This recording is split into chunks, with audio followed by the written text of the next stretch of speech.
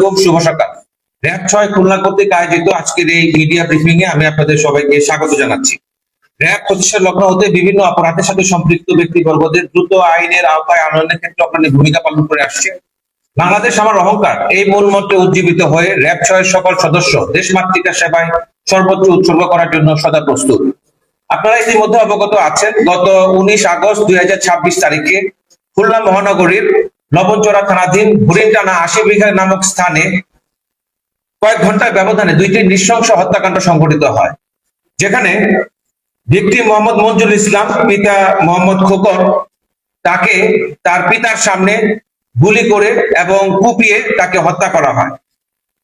তার কয়েক ঘন্টা ব্যবধানে ভিকটিম মোহাম্মদ নাজমুল পিতা মোহাম্মদ মনির হোসেন তাকে ওই একই হত্যাকাণ্ডের স্থল হতে আনুমানিক 100 গজ দূরে সেখানেও তাকে গুলি করে এবং কুপিয়ে তাকে হত্যা করা হয়। মুহূর্তে ঘটনাটি স্থানীয় জনসাধারণের মনে ভীতির সঞ্চার করে। সকল জাতীয় দৈনিক প্রিন্ট এবং ইলেকট্রনিক মিডিয়ায় এই ঘটনাটি ব্যাপকভাবে প্রচারিত হয় এবং দেশবাসীর মনে ভীতি, শঙ্কা এবং অনিরাপত্তার ছায়া ফেলে। ঘটনা পরবর্তী সময় তাৎক্ষণিক আমাদের একটি চৌকস আভিযানিক দল উক্ত এলাকায় গমন করে এবং এই ঘটনায় ব্যবহৃত বিভিন্ন আলামত সমূহ পরিদর্শন এবং আমরা সাথে সাথে ছায়া তদন্ত শুরু করি। আমরা আমাদের তদন্তে অনুধাবন করতে পারি যে খুলনার টুটপাড়ার শীর্ষ সন্ত্রাসী সাইফি এবং তার দল এই হত্যাকাণ্ডের সাথে সম্পৃক্ত রয়েছে।